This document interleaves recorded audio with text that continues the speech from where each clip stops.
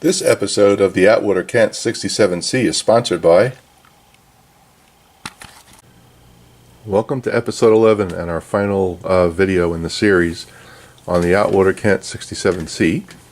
So the radio is all put together. I am missing one knob that's broken, so I'll have to look for a replacement. But the rest of the knobs are connected. We've got our tuning knob in place. There was a rubber gasket under here that had dried up, so I simply inserted a grommet and it attaches to a gear that's under here, and this thing turns just fine now. Here's our volume control, and just a look over the top, you'll see our top plate, which we painted. Here's our battery box, which I've got empty right now. And this is the transformer that I replaced. This is the audio output transformer. It's one of them. And there's a part number if any of you try to restore one of these. It works just fine. I have it wired as an 8 ohm. That's the wires. There's the other output transformer that I had to rewire, and you can see it's got the JB Weld holding it in place. But it's solid. And there's the penny that I put in there. And just for testing purposes, I have a socket here connected to our speaker. And there's our antenna.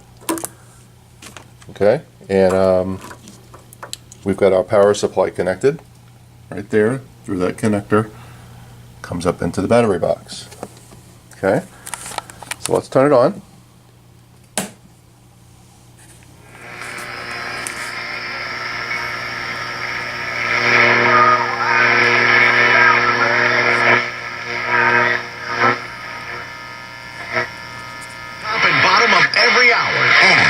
Latest breaking news and sports around the clock. Listen live everywhere you go on ESPN690.com. This is ESPN 690. The power supply box is doing really well. This is the input for airflow. And there's a fan over here which is blowing out air.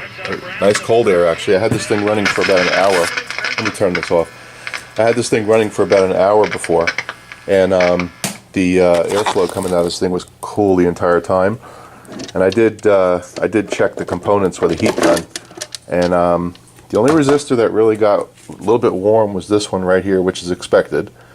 So that's my 25 watt 200 ohm resistor. This was nice and cool right here, and so were these diodes. So no issue with heat on this thing. It's working well, and it's good to go. So that part's good. So all that's really left to do with this thing at this point is see if Keith can find the original speaker. And if he can, I'll hold this radio until he finds it, and at least make sure that it works with the set. So that would be the only thing. If he can't find the speaker, any 8 ohm speaker will work just fine. As you can tell, because the one I have here is 8 ohms. So there's our front panel. There's our tuning dial. We're all good to go. So that's really it for this series. There's really nothing more to do here. I'm not going to come back and show you any of that stuff because it's really not necessary.